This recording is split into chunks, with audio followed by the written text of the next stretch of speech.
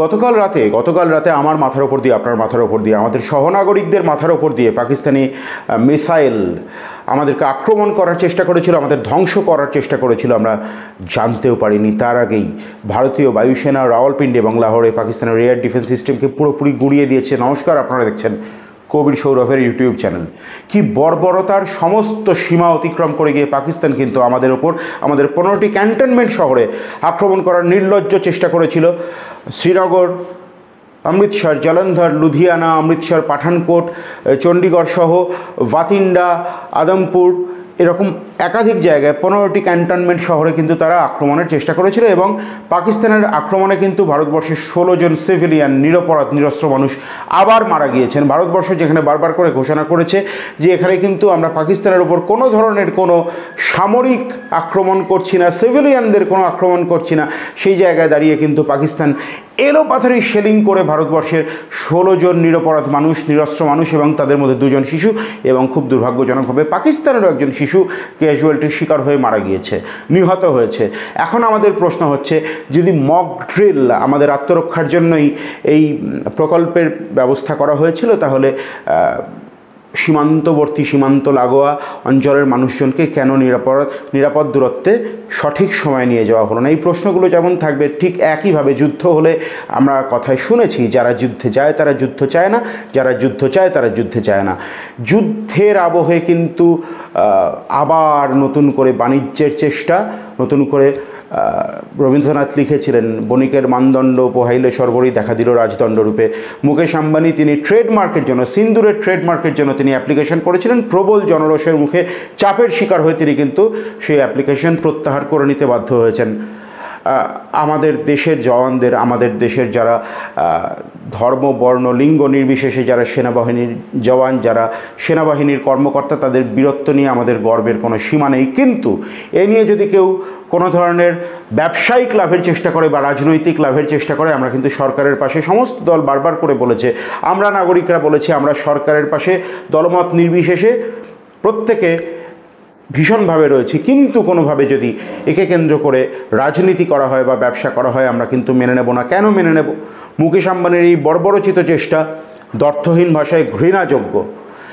S-400 missile দিয়ে, যার ডাকনাম সুদর্শন, তা দিয়ে পাকিস্তানকে পুরোপুরি তার এয়ার ডিফেন্স সিস্টেমকে গুঁড়িয়ে দিতে সমর্থ হয়েছে। কিন্তু last but not the least, খুব বিস্ময়ের সঙ্গে লক্ষ্য করলাম, আজকে কেদারনাথ মন্দিরের ভিত্তিপ্রস্তর স্থাপন হলো। সুজিত বসু, দক্ষিণ দমদম পৌরসভার 20 নম্বর ওয়ার্ডের স্থানীয় জনপ্রতিনিধি সুজিত বসুর উপস্থিতিতে।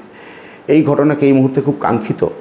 আমরা এরকম একাধিক বিষয় নিয়ে কথা বলে নিয়েছিলাম বিকাশ রঞ্জন ভট্টাচার্যের সঙ্গে। তিনি কি বললেন, একদম শেষ পর্যন্ত আপনারা প্রতিবেদনে চোখ রাখুন। এবং আবারও বলছি, আমাদের দেশ আমাদের সকলের কাছে গর্ব, আমাদের সকলের কাছে অহংকার, ধর্ম, বর্ণ, জাতি, লিঙ্গ নির্বিশেষে। কিন্তু দেশের সেনা জওয়ানদের বীরত্বকে কাজে লাগিয়ে, আমাদের সেন্টিমেন্টকে কাজে লাগিয়ে, না ধর্ম, না রাজনীতি, না ব্যবসা, কাউকে কিন্তু আমরা মুনাফা করতে দেব না। পাকিস্তানকে বলছি, পাকিস্তান আপনারা কোনোভাবেই বর্বরতার সমস্ত সীমা লঙ্ঘন করে যাচ্ছেন, আর যাবেন না। ভারতবর্ষের সঙ্গে কিন্তু কোনোভাবেই সামরিক শক্তিতে বা কূটনৈতিক স্তরেও জেতার কোনো জায়গা আপনাদের নেই। ভারতবর্ষের সঙ্গে সামরিক শক্তিতে এটা ওঠার কোনো ক্ষমতা আপনাদের নেই। এবং দুটি দেশের হাতেই কিন্তু পরমাণু শক্তি রয়েছে, যার ব্যবহার হলে সেটা সভ্যতার পক্ষে অত্যন্ত সংকট তৈরি হবে। তাই আপনারা কোনোভাবে দয়া করে প্ররোচনা তৈরি করবেন না। ইতিমধ্যেই আপনারা বর্বরতার ইতরামির সমস্ত সীমা অতিক্রম করে গিয়েছেন, দয়া করে করবেন না। আমাদের ভারতবাসীদের প্রত্যেকের এই মুহূর্তে ঐক্যবদ্ধ থাকার প্রয়োজন। দলমত, ধর্ম, বর্ণ, লিঙ্গ নির্বিশেষে আমাদের ঐক্যবদ্ধ থাকার প্রয়োজন, কোনো ধরনের কোনো প্ররোচনায় পা নয়। আজকে একটি সর্বদল বৈঠক হয়, যেখানে প্রধানমন্ত্রী নিজে উপস্থিত না থাকায় কিছুটা উষ্মা প্রকাশ করেছেন বিরোধীরা। তারা দাবি করছেন যে প্রধানমন্ত্রীর উপস্থিতিতে দ্বিতীয় সর্বদল বৈঠক হলো, প্রধানমন্ত্রীর উপস্থিতিতে আরেকটি সর্বদল বৈঠক হওয়া উচিত। দুটির কোনোটিতেই প্রধানমন্ত্রী উপস্থিত ছিলেন না। এবং last but not the least, কূটনৈতিক স্তরে যদি সমঝোতা না হয়, তাহলে যুদ্ধ দিয়ে কিন্তু সমস্ত সমস্যার সার্বিক সমাধান হতে পারে না। এবং সেটা কিন্তু অচিরেই দুদেশের সাধারণ নাগরিকদের এবং বিশ্ববাসীর কাছেও কিন্তু একটি চরমতম বেদনাবহ পরিস্থিতির শিকার হতে চলেছেন দুদেশের মানুষ। তাই বারবার করেই বলতে চাইছি, যুদ্ধ আমরা জবাব দিচ্ছি, ভারতবর্ষ নিশ্চয়ই জবাব দেবে। আমাদের সেনাবাহিনীর কৃতিত্বের ওপর, তাদের ক্যারিশমার ওপর আমাদের কোনো সন্দেহ নেই। আমরা প্রত্যেকে অসম্ভব গর্বিত, কিন্তু যুদ্ধ দিয়ে সব সমস্যার সমাধান সবসময় হওয়া সম্ভব নয়। তাই যুদ্ধের পাশাপাশি কূটনৈতিক স্তরেও কিন্তু সন্ত্রাসবাদকে মূলগতভাবে নির্মূল করার সমস্ত চেষ্টা আমাদেরকে করতে হবে, এবং দায়িত্বশীল ভারতবাসী হিসেবে আমাদের প্রত্যেকের ওপর এই দায়িত্ব বর্তায়। স্যার, রাত পোহালেই রবীন্দ্র জয়ন্তী। এই মুহূর্তে আমার রবীন্দ্রনাথের দুটো গানের কথা সব থেকে বেশি করে মনে পড়ছে। একটা হচ্ছে হিংসায় উন্মত্ত পৃথ্বী, আর দ্বিতীয় হচ্ছে শান্তির ললিত বাণী শোনাইবে ব্যর্থ পরিহাস। তারপরেই আবার দীনদান কবিতার একটা লাইন মনে পড়ে যাচ্ছে, আপনায় স্থাপিয়াছে জগতের দেবতারে নহে। এ কথা কেন বলছি স্যার? দক্ষিণ দমদম পৌরসভার 20 নম্বর ওয়ার্ডে কেদারনাথ মন্দিরের ভিত্তিপ্রস্তর স্থাপন হবে। উপস্থিত থাকবেন বিধায়ক সুজিত বসু। এই মুহূর্তে আপনার প্রতিক্রিয়া নিতে চাইছি। আপনি রবীন্দ্রনাথ দিয়ে শুরু করলেন, এই মুহূর্তে আমার যেটা প্রতিবাদ মনে হচ্ছে রবীন্দ্রনাথের কবিতার, যাহারা তোমার বিষাইছে বায়ু নিভাইছে তব আলো, তুমি কি তাদের ক্ষমা করিয়াছ, তুমি কি বেসেছ ভালো। একদম স্যার।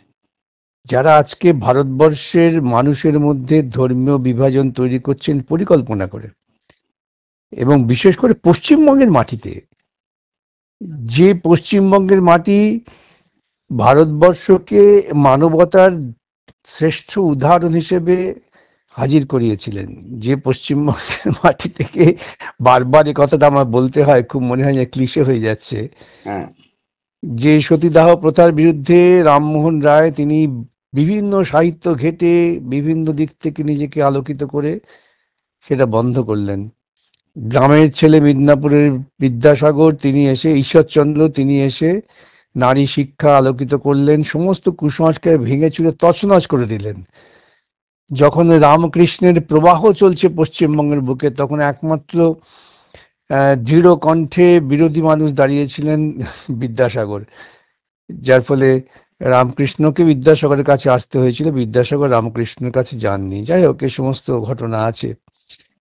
সেই রাজ্যে যদি এখন কেদারনাথ মন্দির হয়, জগন্নাথ মন্দির হয়, তা আমরা কি ক্রমশ ক্রমশ মধ্যযুগের বাতাবরণে ফিরে যাচ্ছি? এটা অত্যন্ত দুঃখজনক, লজ্জাজনক। এই মুহূর্তে পশ্চিমবঙ্গের সমস্ত সুচিন্তিত মানুষের কিন্তু রুখে দাঁড়ানো উচিত। আমাদের যে পরিচিতি ছিল পৃথিবীর কাছে, যে এরা অনেক অত্যন্ত আগুয়ান, কুসংস্কার বিরোধী, এমনকি স্বামী বিবেকানন্দ, আপনি নিশ্চয়ই জানেন, গোটা ভারতবর্ষ ভ্রমণ করার পর তিনি হিন্দু ধর্মের কুয়াচার কুসংস্কার দেখে এত বিক্ষুব্ধ ছিলেন, তিনি প্রতিবাদী প্রতীক হিসেবে শিকাগোতে উপস্থিত হয়েছিলেন।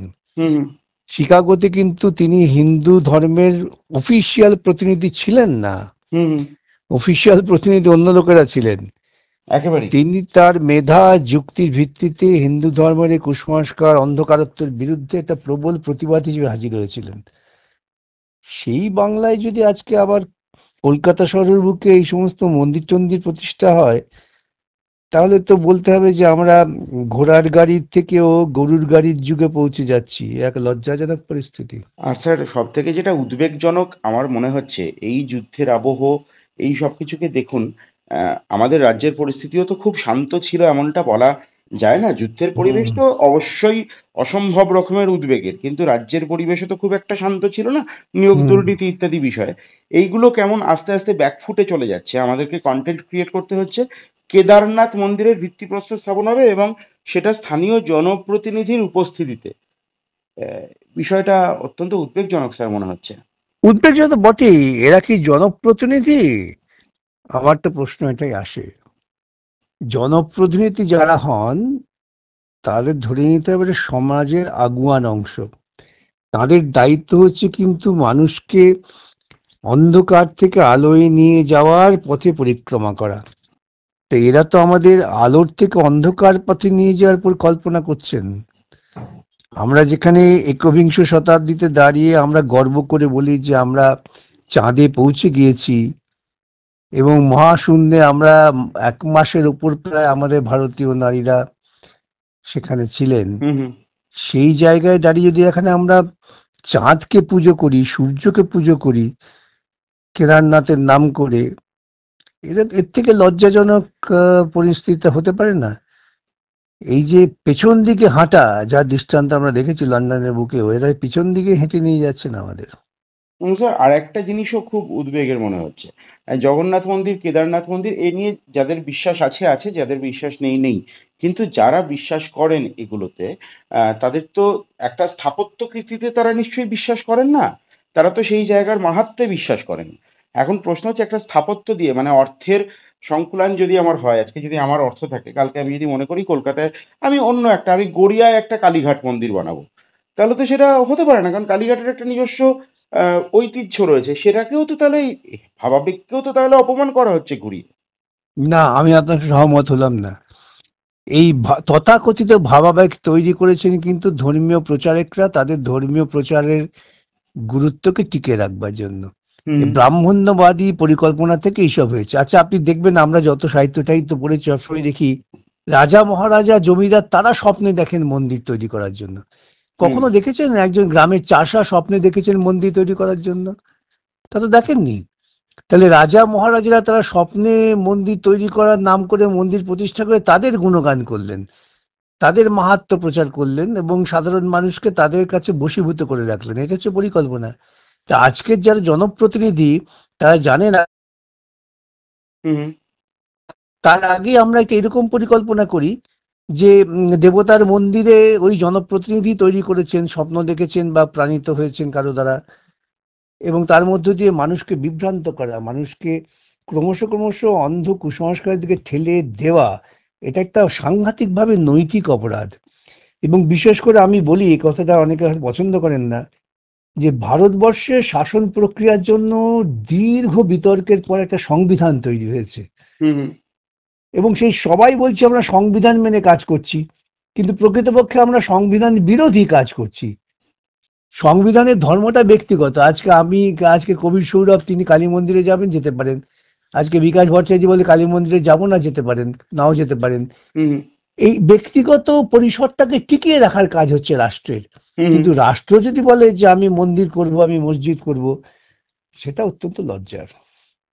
স্যার আরো একটা খুব লজ্জার বিষয়ে কথা বলতে হবে, কথা বলতে হচ্ছে, আমরা যুদ্ধের থেকেও, যুদ্ধের যে অন্ধকার দিকগুলো, যুদ্ধ এখনো সেভাবে শুরু হয়নি বলা যায়, তার মধ্যে এই সিন্দুরের ট্রেডমার্ক নিয়ে, তার ট্রেডমার্কের অ্যাফিলিয়েশন নিয়ে অ্যাপ্লিকেশন করেছিলেন মুকেশ আম্বানি, রিলায়েন্সের কর্ণধার। এটাকে আপনি কিভাবে দেখছেন? এটা পরিকল্পিত। আচ্ছা, আজকের মানুষের প্রচন্ড ক্ষোভের মুখে দাঁড়িয়ে হয়তো তিনি সেখান থেকে এক পা পিছিয়ে গেলেন। বাণিজ্য, দেশের মানুষের রক্তের উপর দাঁড়িয়ে বাণিজ্য আর মুনাফা, এই হচ্ছে লক্ষ্য।